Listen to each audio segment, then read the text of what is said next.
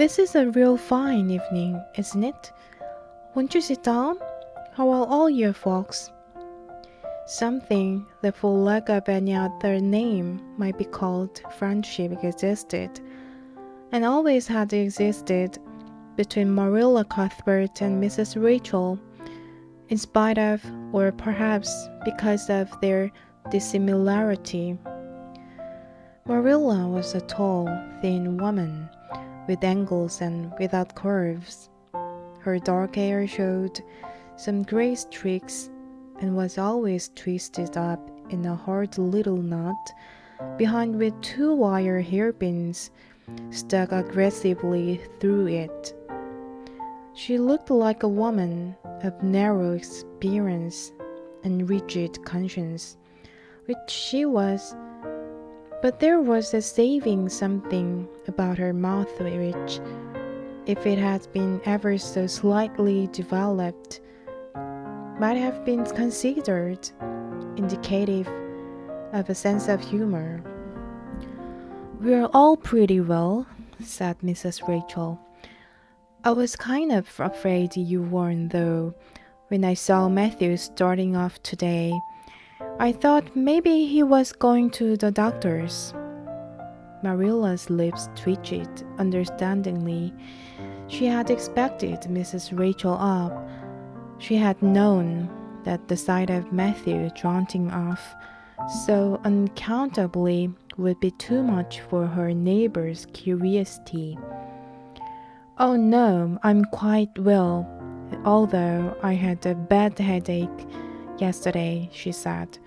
"Matthew went to Bright River. We're getting a little boy from an orphan asylum in Nova Scotia, and he's coming on the train tonight." If Marilla had said that Matthew had gone to Bright River to meet a kangaroo from Australia, Mrs. Rachel couldn't have been more astonished. She was actually stricken dumb for 5 seconds. It was unsupposable that Marilla was making fun of her, but Mrs. Rachel was almost forced to suppose it. "Are you in earnest, Marilla?" she demanded, when voice returned to her. "Yes, of course," said Marilla, as if getting boys from orphan asylums in Nova Scotia were part of the usual spring work on any well-regulated Avonlea farm, instead of being an unheard of innovation. Mrs. Rachel felt that she had received a severe mental jolt. She thought in exclamation point, "A boy! Marilla and Matthew Cuthbert, of all people adopting a boy from an orphan asylum. Well, the world was certainly turning upside down. She would be surprised at nothing after this. Nothing." "What on earth put such a notion into your head?" she demanded disapprovingly.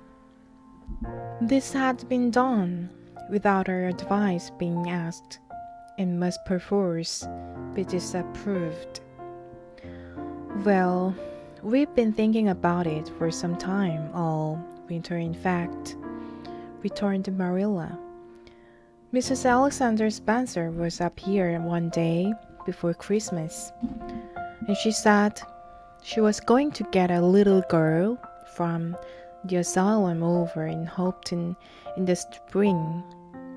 Her cousin lives there, and Mrs. Spencer has visited here and knows all about it. So Matthew and I have talked it over off and on ever since. We thought we'd get a boy. Matthew is getting up in years, you know. He's 60 and he isn't so spry as he once was. His heart troubles him a good deal. And you know how desperate hard it's gotta be to get hired help. There's never anybody to be had but those stupid, half-grown little French boys. And as soon as you do get one broke into your ways and taught something, he's up and off to the lobster canneries or the States. At first, Matthew suggested getting a homeboy, but I said no flat to that. They may be all right. I'm not saying they're not, but no London street Arabs for me, I said. Give me a native born, at least.